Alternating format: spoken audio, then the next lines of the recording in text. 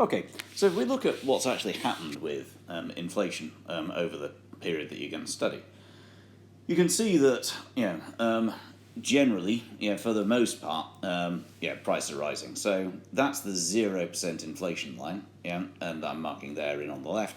And we can see that, barring very few occasional periods, so if you look at 2009, that was the global financial crisis.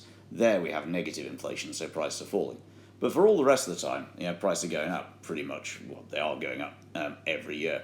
So what are the stories here? What we can see is that you've got kind of periods where inflation kind of surges. So here you've got the late 1960s, and again here you've got in the late 1980s. Those particular ones, were linked. We can see in a minute. Were linked to those particular ones were linked to economic growth.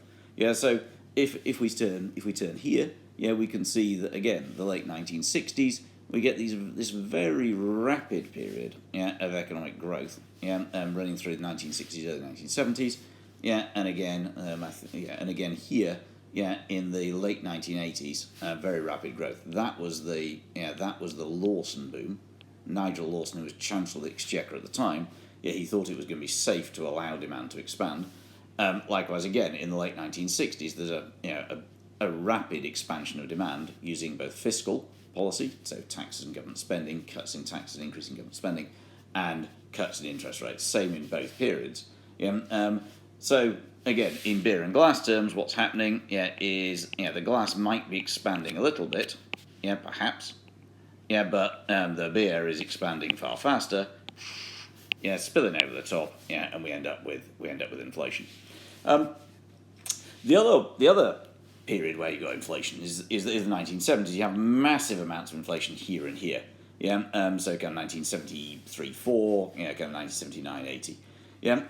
And those ones you can see quite clearly. They're not associated. They're not associated with any sort of particularly rapid period of economic growth. Indeed, recessions tend to be kind of there around the time that you've got that type of inflation, and that's because it's the other type of inflation. Is cost push. Rats, it's cut off the bottom of the chart.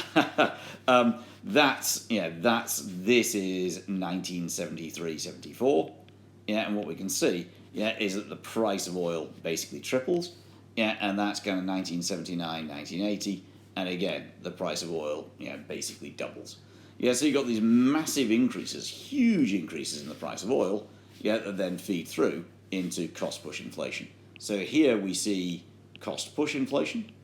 And here we see demand pull inflation in those two periods.